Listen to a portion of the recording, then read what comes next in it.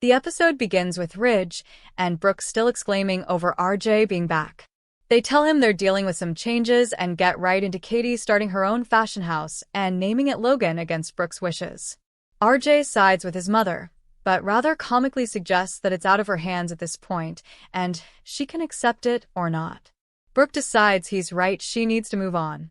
She's going to go over and make things right. Once alone, Ridge tells RJ he's curious to see what happens at Katie's fashion house. He can't resist repeating that she's in over her head. Electra walks in with some jewelry. She and RJ are both mesmerized by the sight of each other. Ridge introduces them.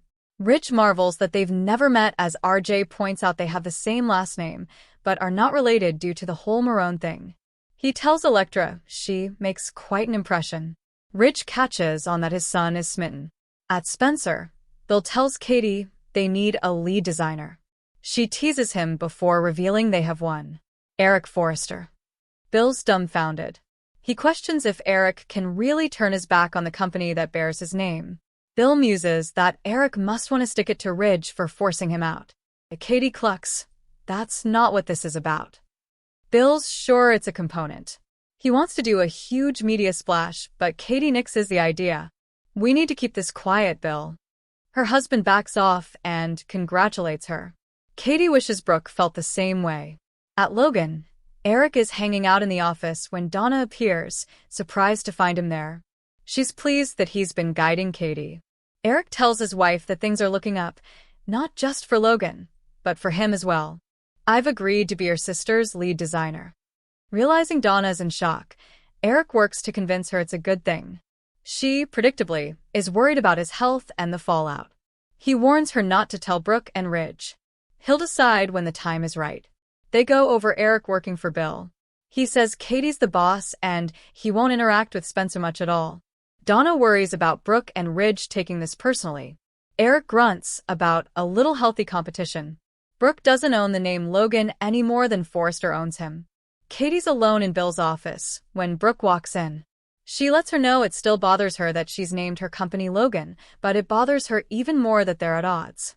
Katie points out her sister hasn't been supportive and asserts that she's not changing the name of her company. Brooke isn't asking that, she wants to make peace. Katie would like that, but she has a feeling the blonde will be even less supportive of her in the future. Katie cryptically tells Brooke she has people around her who believe in her vision and all the tools she needs to succeed in this business. Wait, is she calling Eric a tool? In the main office, Electra shows RJ the jewelry. He says, very beautiful, clearly not meaning the baubles. She puts them in the safe and remembers she has one around her neck. He offers to help, moving her hair and touching the nape of her neck. He offers to lock up the heart necklace and quips, don't worry, Electra. Your heart's safe with me. In the Logan office, Eric tells Donna how excited he is for this opportunity. She accepts that he wants to do this. He repeats that he'll tell Ridge in his own time. She promises to keep this a secret from Brooke. They pushed me out of Forrester. This is of their own making. They're in for the shock of their lives. In the Spencer office, Brooke remarks on Katie being a one-woman show, saying there is something admirable about that. Katie is happy with the way things are progressing, and she's not by herself. She can't resist saying she has her own designer. Brooke asks, well, who is it? Just then, Eric walks in. It takes her a minute, but she puts 2 and 2 together, gets 4 and narrows her eyes at Katie.